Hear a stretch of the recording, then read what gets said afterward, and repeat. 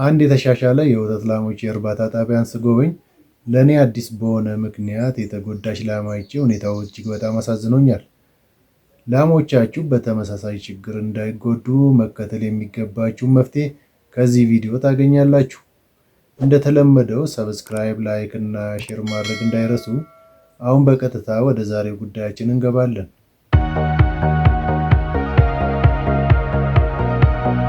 ሰላም ቤተሰቦች እና ተመልካቾች፣ ሰሞኑን አንድ የተሻሻሉ የወተት ላሞች እርባታ ጣቢያን ጎብኝቼ ነበር። ይህን የተሻሻሉ የወተት ላሞች እርባታን ስጎበኝ በርካታ ነገሮችን ለማየት፣ ለመታዘብ፣ ለመማርም ችያለሁ። እነዚህ በጣም ጠቃሚ ሀሳቦች ናቸው ያገኘኋቸው እና እነዚህን ሀሳቦችም ለእናንተ ባካፍል ይጠቅማችኋል ብዬ ነው ዛሬ እንግዲህ ይህን ቪዲዮ ለማዘጋጀት የተነሳሳሁት። እንግዲህ ላሞቻችን ምርታማ እንዲሆኑ በርካታ ቅድመ ዝግጅቶች ማድረግ እንደሚገባን ይታወቃል። የዝርያ መረጣ ከፍተኛውን ቦታ ይይዛል። ከዝርያ መረጣ ቀጥሎ ደግሞ መጠለያቸውም፣ የመኖ ሁኔታውም፣ የውሃ አቅርቦቱም፣ የተለያየ መሰረተ ልማት፣ የእንክብካቤ፣ የጤና እና የመሳሰሉት ጉዳዮች እጅግ በጣም ወሳኝ ናቸው። እንግዲህ በዚህ ሴክተር በዚህ ዘርፍ ምርታማ ለመሆን ከተፈለገ እነዚህ ነገሮች እጅግ በጣም መሟላት መቻል አለባቸው። ይህም ብዙ ጊዜ ደጋግመንም ሀሳቡን ለማንሳት ሞክሬያለሁ፣ ደጋግሜም ለማስተማር ሞክሬያለሁ። ስለዚህ እነዚህን ነገሮች እና ተያያዥ የሆኑ ጉዳዮችን በአማከለ መልኩ ስራዎችን ካልሰራን በስተቀር ከዚህ ዘርፍ ውጤት ማግኘት አንችልም። ላሞቻችን እነዚህ ከላይ የጠቀስኳቸው ጉዳዮች በአግባቡ ትምህርቱ ባስቀመጠው መልኩ ሲሟላላቸው ምርት ይሰጣሉ። ላሞቻችን ብዙ ጊዜ ምርታማ የማይሆኑት እንግዲህ እነዚህ ነገሮች ሳይሟሉ ሲቀሩ ምቾት ያጣሉ። ምቾት ደግሞ ካጡ አስቸጋሪ ነው የሚሆነው። ካልተመቻቸው ምርት አይሰጡም፣ እኛንም ለኪሳራ ይዳርጋሉ ማለት ነው። ይሄ ብዙዎቻችሁ የምታውቁት ነገር ነው። እንግዲህ ከምቾት አንጻር ዋናው አንድ ዛሬ ለማንሳት የፈለግኩት ከመጠለያቸው ጋር ተያይዞ ያለ አንድ በጣም ወሳኝ ጉዳይ ነው። በጣም ያስገድደኝ ምንድን ነው፣ ቅድምም እንዳልኩት አንድ ፋርም ስጎበኝ እዛ ፋርም ላይ ያየሁት ክስተት ነው። ይሄ ክስተት ከላሞቹ መኝታ ጋር ነው የሚገናኘው እና ላሞቹ ከሚውሉበት እና ከሚያድሩበት ቦታ ጋር ነው የሚገናኘው። ከዛ የመጣ ችግር ነው። ስለዚህ ይህን ጉዳይ በተመለከተ እንግዲህ በዚህ ቪዲዮ ዘርዘር አድርገን አንዳንድ ጠቃሚ ሀሳቦችን ለማንሳት እንሞክራለን። እናንተም ትጠቀሙበታላችሁ ብዬ አስባለሁ።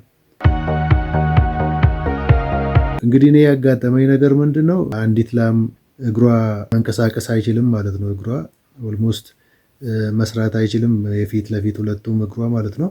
ይሄ ነገር በጣም ነው የሚያሳዝነው እና ይህን ነገር ለመመርመር ስሞክር እንግዲህ ላሟ እንዴት እንደዛ አይነት ችግር እንደገጠማት ቼክ ለማድረግ ሞክሬያለሁ። እንግዲህ በዚህ ቪዲዮ ይበልጥ ለእናንተ ትኩረት አድርጌ ለማንሳት የምፈልገው ከላሞቹ ቤዲንግ ወይንም ከመኝታቸው ወይንም ታስረው ከሚውሉበት ከሚያድሩበት ቦታ አንጻር ነው ሀሳብ ለማንሳት የምሞክረው። ይህንንም ሀሳብ ለማንሳት ወይንም ይህንንም ቪዲዮ ከዚህ ጉዳይ ጋር አገናኝቼ ለማዘጋጀት ያነሳሳኝ ነገር ሰሞኑን አንድ የተሻሻሉ የወተት ላሞች እርባታ ጣቢያን እየጎበኘው ነበር። እዛም አንድ ለየት ያለ ክስተት ነው ያየሁትና አንዲት በጣም የተጎዳች ላም ሁለት የፊት ለፊት እግሯ ኦልሞስት ከጥቅም ውጭ የሆነ እግር ነው ያላት። እቺን ላም አይቻለሁ። በዚህ አይነት ችግር የተጎዳች ላም ነው ያየሁትና እንግዲህ ቤዲንግ በጣም ወሳኝ የሆነ ኮምፖነንት ነው በወተት ላሞች እርባታ ውስጥ። መኝታቸው፣ መዋያቸው እጅግ በጣም ወሳኝ ነው። ለምን ላሞች ብዙ ጊዜ ለማንሳትም እንደሞከርነው በቀን 7 ጊዜ ይንበረከካሉ። 7 ጊዜ ይተኛሉ፣ ይነሳሉ። ለመብላት፣ ለመታለብ፣ ውሃ ለመጠጣት፣ ለተለያየ ጉዳይ ይንበረከካሉ፣ ይነሳሉ። ይህን በቀን 7 ጊዜ እንደሚያደርጉ ያው ጥናቶች ያሳያሉ። እንዲህ በሚያደርጉበት ሰዓት መኝታቸው ካልተመቸ ለተለያዩ አደጋዎችም ሊጋለጡ ይችላሉ። ለምሳሌ ጉልበታቸው ተፋፍቆ ቁስል ሊፈጥር ይችላል። በዛ ቁስል በኩል ደግሞ የተለያዩ ጎጂ ባክቴሪያዎች፣ የተለያዩ በሽታ የሚያመጡ ጀርሞች ሊገቡ ይችላሉ በዛ ቀዳዳ በኩል። ያ ደግሞ እስከ ሞት ሊያደርሳቸው ይችላል። ፋርሙንም ለኪሳራ ሊያደርስ ይችላል ማለት ነው። ስለዚህ ይሄ አንዱ ችግር ነው። ብዙ ጊዜ ከመኝታ አንጻር እንደዚህ አይነት ችግሮች ይነሳሉ። እነዚህ ችግሮች መፍትሄ ያስፈልጋቸዋል ማለት ነው እና ብዙ ጊዜ ደግሞ ምንድነው የሚደረገው ያው መሬቱ በፈረከስ በሚባለው ደረጃ ሊሾ ይደረጋል። እዛ ላይ ደግሞ ሳጋቱራ ይደረጋል። ብዙ ጊዜ ሳጋቱራው ካልጸዳ ይሄን አደጋ ሊያስከትል ይችላል ማለት ነው እና ይሄ ነገር መጽዳት መቻል አለበት። በተወሰነ መልኩ በዘመኑ ፋርሞች ላይ ወይንም የእርባታ ጣቢያዎች ላይ እንደምናየው የከብቶቹን እበት ራሱ እዛ ላይ አድርቀው ወደ ዱቄት በመቀየር እዛ ጋር ይጨምሩታል። በዛም ከፍተኛ ምቾት ስለሚሰማቸው ከብቶቹ ለበሽታም አይጋለጡም። የወተት ምርትና ምርታማነታቸውም ይጨምራል። ይህም በተለያየ ዘመናዊ በሆኑ በተሻሻሉ ሌሎች እርባታዎች ላይ ለማየት ችያለሁ። እንግዲህ ይሄ በጣም ወሳኝ ነው። ምቾት ያስፈልጋቸዋል ላሞቹ። ዋናው ምቾት ደግሞ በተለይ መኝታቸው። ለምን 14 ሰዓት ላሞች ይተኛሉ በቀን። ላሞቹ ሲተኙ መተኛቸው ምርጥ መሆን ጥሩ መሆን መቻል አለበት። ምቾት የሚጨምር መሆን መቻል አለበት። ወተት የሚያመርቱት በሚተኙበት በሚያርፉበት በዛ በ14 ሰዓት ውስጥ ነው። ይህንንም ከዚህ በፊትም ደጋግሜ ለማንሳት ሞክሬያለሁ። በ14 ሰዓት ውስጥ ማማሪ ግላንድ ወይንም ይሄ ወተት የሚያመርተው የአካላቸው ክፍል ወይንም የጡታቸው የግታቸው ክፍል ስራውን በተገቢው መልኩ ይሰራል ማለት ነው። ጥሩ በሆነ ሁኔታ ይሰራል።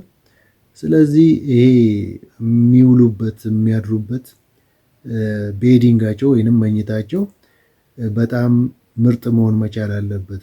እንግዲህ ትክክለኛ ምርት ከላሞቹ ለማግኘት ከፈለግን ንጹህ መሆን አለበት። ምቾት የሚሰጣቸው መሆን አለበት። ከተለያዩ ባክቴሪያዎች ከተለያዩ ጎጂ ጀርሞች የጸዳ መሆን መቻል አለበት። ይሄ ባልሆነ ሁኔታ ደግሞ ተቃራኒ ውጤት ይመጣል ማለት ነው። አንድ ፋርም ስጎበኝ ያየሁትን ኬዝ ወይንም ገጠመኝ ነው ማነሳላችሁ። እንግዲህ እቺ ላም ከሌላ ፋርም ተገዝታ ነው የመጣችው ባለ ንብረቱ እንደሚነግሩን እና ከሌላ ፋርም ከሌላ ግለሰብ ተገዝታ ነው የመጣችው። እዛ ፋርም ላይ ያለች ነው እንዲህ አይነት ጉዳት የደረሰባት። ምንድነው ታስራ ነው የምትውለው። ቤዲንጓ ጥሩ አልነበረም። ታስራ እዛ ጥሩ ባልሆነ ቤዲንግ ላይ ስትቆይ ይሄ እግሯ እንደዚህ ሽባ ሆኗል ማለት ነው። ከጥቅም ውጭ ሆኗል። እንደምታዩት ከጥቅም ውጭ ሆኖ መንቀሳቀስ አትችልም። እንደ ልቧ መራመድ አትችልም። መቆምም አትችልም ማለት ነው። ይሄ በጣም እኔ ለመጀመሪያ ጊዜም ስላየው በጣም ነው ያስደነገጠኝም ያሳዘነኝም እና ቀድሞ ይዘዋት የነበሩ ግለሰብ ለዚህ ባለ ሀብት ይሸጣሉ። ለስጋ ብለው ነው የሸጡት እንጂ ለወተት እንደማትሆን ነግረዋቸዋል ለዚህ ግለሰብ። እሳቸውም ያው እንደሚናገሩት ማለት ነው። ስለዚህ ከግለሰቡ ገዝተው ግለሰቡ ግን ለስጋ ከማድረግ ይልቅ ምንድነው ያደረጉት? ተንከባክበው እዛ ታስራ በጣም ባልተመቸ ቤዲንግ ላይ ስትኖር የነበረውን እዚህ ጋር ፍሪ አድርገዋት ነፃ አድርገዋት እንደ ልቧ እንድትንቀሳቀስ መንቀሳቀስም እንድትሞክር አድርገው እንግዲህ አሁን የተወሰነ አገግማ እንዲህ እንደምታየው ሆና ነው ያለችውና ይሄ በጣም እኔም ግለሰቡን አመሰገንኳቸው በጊዜው። በጣም ደስ ነው ያለኝ። የተወሰነ አሁን እየተንቀሳቀሰች ይሁን የተወሰነ ወተትም ትሰጣለች። ቀድሞ ይዘዋት የነበሩ ግለሰብ ምንድነው ለስጋ ብለው ነው ለዚህ ግለሰብ ደግሞ የሸጡትና እኚህ ግን ለስጋ ከማድረግ ፈቷት ፍሪውና እየተንቀሳቀሰች ትበላለች፣ ትጠጣለች። ማረፊያም የተመቻቸ ስለሆነ እንደምታዩት ታርፋለች። አሁን እያገገመች ነው ያለችው እና ምንድነው ሰዎች ከዚህ መማር መቻል አለባቸው። ላሞች እጅግ በጣም ምቾት ይፈልጋሉ። እነዚህ በተለይ ተሻሻሉ የወተት ላሞች ተፈጥሯቸው ምንድነው ምቾት ይፈልጋሉ። 14 ሰዓት ደግሞ ስለሚያርፉ ስለሚተኙ የበሉትን የጠጡትን ነገር ወደ ወተት ወደ ምርት እኛ ወደምንፈልገው ውጤት የሚቀይሩት በዚህ ሰዓት ነው። ሲተኙ እንግዲህ 14 ሰዓት ተኝተው ያመነጅጋሉ። ያኔ ቅድም እንዳልኩት ወተት የሚያመርተው ፋብሪካ ወይንም የማማሪ ግላንድ የሚባለው ጡታቸው ውስጥ ያለው ግላንድ ወይንም ይህን ወተት የሚያመርተው ክፍል ስራውን በአግባቡ ይሰራል ማለት ነው። ላሞቹ በዚህ ሰዓት ነው ምርት የሚሰጡት። ስለዚህ ያ ቦታ በዛ ሰዓት ብዙውን ሰዓት በሚቆዩበት ጊዜ እዛ ጋር ምቾት ካልሰጣቸው ያ ቤዲንጋቸው ወይንም መኝታቸው እንግዲህ ቀጣይ የሚመጣውን ውጤት እናንተም መገመት ትችላላችሁ። ኪሳራ ነው። በቃ ኪሳራው ራሱ በቃል ለመግለጽ በጣም ይከብዳል ማለት ነው። ስለዚህ ቤዲንጋቸው ተደጋግሞ እንደተነሳው መኝታቸው የሚውሉበት ፓርት ወይንም ቦታ በጣም ንጹህ መሆን አለበት፣ ምቹ መሆን አለበት፣ ለአደጋ ማጋለጣቸው መሆን መቻል አለበት። እንግዲህ ብዙ ጊዜ ሰዎች አንዳንድ ቦታ ላይ እንደምናየው ጭቃ ነው መሬቱ፣ ምንም ሊሹም ወይንም ፈረከስ የሚባለው ነገር የለውም፣ ጭቃ ነው የሚሆነው። ያ ይጨቀያል፣ ያ ምቾት ይነሳቸዋል፣ ያቆሽሻቸዋል። እንደዛ ማድረግ መቻል የለብንም። ሌላ አካባቢ ደግሞ በገለባም በምንም እያረጉ ምቾት እንዲሰማቸው በሳጋቱራም እያረጉ እንደዛ መኝታቸውን ይሸፍናሉ። እሱም የተሻለ ከቅድሙ የተሻለ ተብሎ ሊወሰድ ይችላል። ግን ከሁሉም ቤስቱ ነው እኔም የምመክረው። አሁን በተለያየ ዘመናዊ በሚባሉ ፋርሞች ላይ እንደማየው እበታቸውን አድርቀው እዛ እበቱን ወደ ዱቄት ቀይሮ እዛ 20 ሴንቲሜትር ቲክነስ ወይንም ውፍረት እንዲኖሩ ተደርጎ እበቱ እዛ ላይ እንኳን ለላሞቹ እኔ እንኳን ስጎበኝ እዛ ውስጥ ስጓዝ የሚሰማኝ ምቾት ኢቭን በቃላት ለመግለጽ በጣም ይከብደኛል። ስለዚህ እዚህ ምቾት ላይ ስራ መስራት ካልቻል ሚሊዮን ብርም ብናወጣ ምርጥ ምግብ ብናቀርብም ሌሎች አስፈላጊ ግብዓቶችንም በአግባቡ በሚፈለገው ሰዓት ብናቀርብም ዋጋ ላይኖረው ይችላል። ስለዚህ አብዛኛውን 14 ሰዓት የሚያርፉበት ቦታ የተመቻቸላቸው ካልሆነ አስቸጋሪ ነው። ስለዚህ ይህን ነገር ከግምት ውስጥ ማስገባት አለባቸው የወተት ላሞች እርባታ ያላቸው ባለሀብቶች፣ ግለሰቦች ማለት ነው። እና ይህን ነገር እኔ ስላየው ውስጤን ስለነካኝ ነው በእውነቱ። እና ታስረው ሲውሉ ከብቶች በጣም እንደዚህ ይጎዳሉ። ጨለማ ውስጥ ሲታስረው አይናቸው ቀጣይ ወደ ብርሃን ሲወጣ የማየት አቅም ያጣል፣ አይነ ስውር ይሆናሉ ይባላል። ፕላስ ደግሞ እንደዚህ ታስረው ሊሾ ወይንም ፈረከስ ቀዝቃዛ ቦታ ወይንም አንድ ቦታ ላይ እንቅስቃሴ አጥተው ሲቀመጡ እንደዚህች ላም እግራቸው ከጥቅም ውጭ ይሆናል ማለት ነው። ይሄ ደግሞ የምንፈልገውን ውጤት እንዳናገኝ ያደርገናል።